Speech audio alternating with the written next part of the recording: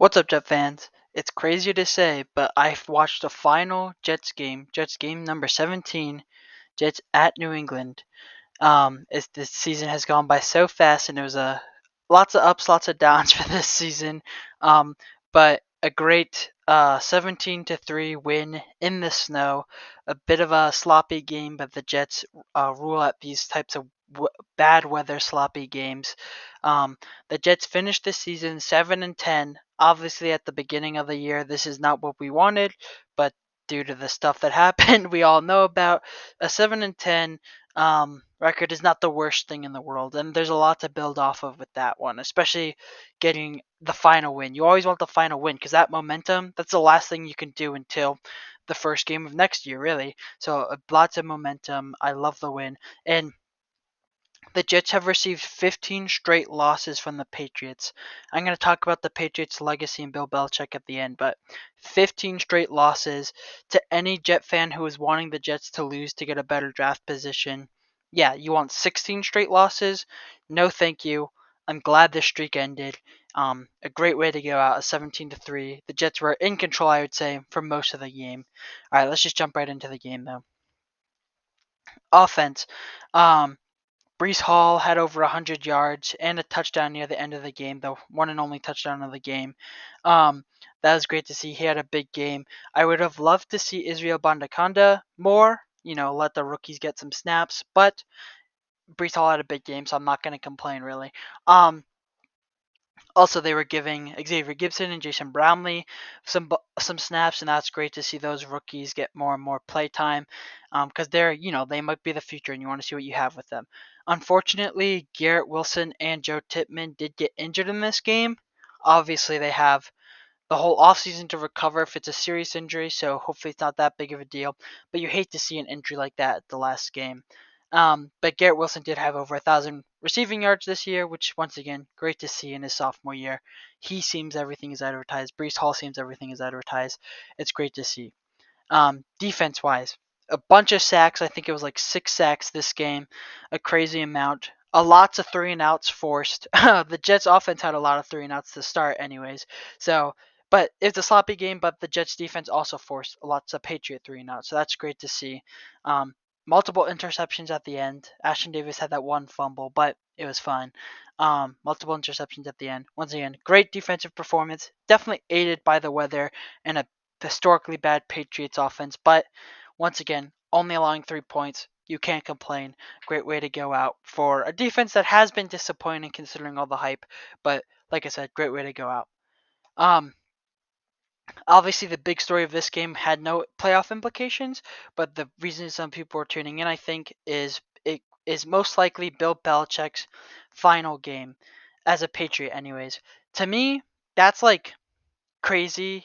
I don't know why the Patriots. I know he's had 2 bad years, but it's surprising that the Patriots are trying to move on. If it's their reason, maybe Bill Belichick wants to leave. The reports have been conflicting, but I do think that says something, and I think that says something about the Jets and the Patriots, right? Patriots expect success. They're historically great, one of the greatest, if not the greatest, head coaches of all time, has 2 bad seasons. They want him out. The Jets, the Jets fans have such a loser mentality. Not all Jet fans, but some Jet fans have such a loser mentality where they wanted the Jets to lose this game, can make it a 16 straight losses. That's crazy to me, and that shows you the difference on a winning team and a losing team. The Patriots, despite what the recent history shows, the past 2 years, they are a winning team because lots of what Bill Belichick and Tom Brady did. They are a winning team.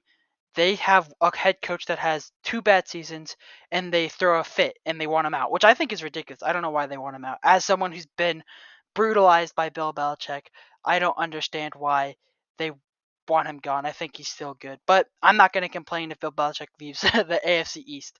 I'm not going to complain at all. But that just shows you the difference between a winning team and a losing team. Some Jet fans wanted the Jets to lose this game to get some better draft positions, and that's ridiculous to me. You go into every game wanting to win because that's how you build a culture. That's how you build a winning team, and Bill Belichick knows that.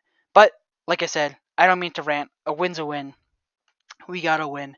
We beat Bill Belichick, and also what I think is interesting, we'll see how Bill Belichick is remembered, at least as a Patriot, because I still see videos floating around of Tom Brady throwing that interception as his final pass as a Patriot, and I think there might be some videos of this is Bill Belichick's final game as a Patriot, losing to the Jets in a 17-3 pretty brutal loss to the Jets. What's funny is that's how Bill Belichick's career as a Patriots head coach started after quitting the Jets on just one day. So I don't know. We'll see some videos. You can tell me what you guys think about that in the comments below. But yeah, moving on. Pro Bowl is coming up. I probably won't make a video on the Pro Bowl, but it's good to see Sauce Gardner and Quentin Williams get some more recognition and get in the Pro Bowl. I am a little surprised that Greg Zerline wasn't the AFC kicker.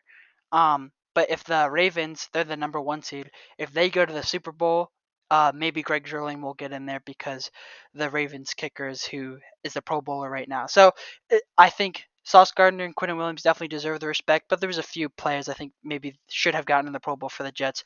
Number one, I think Greg Zerline. But anyways, next year, right? This picture, week one, this I don't know, cursed, blessed image, I don't know. We'll see. Aaron Rodgers is coming back next year. There's a lot to look forward to, and I know there's going to be Jet fans complaining that we should not have gotten this win because it messes up our draft position, and that is a loser mentality. Aaron Rodgers knows that, and lots of the winning teams know that you don't want to lose any game, no matter your record. Um, and I've have whole videos and I've talked previously about why that's a loser mentality and it doesn't work. But anyways, next year, positive outlook. The Jets have lots of upside.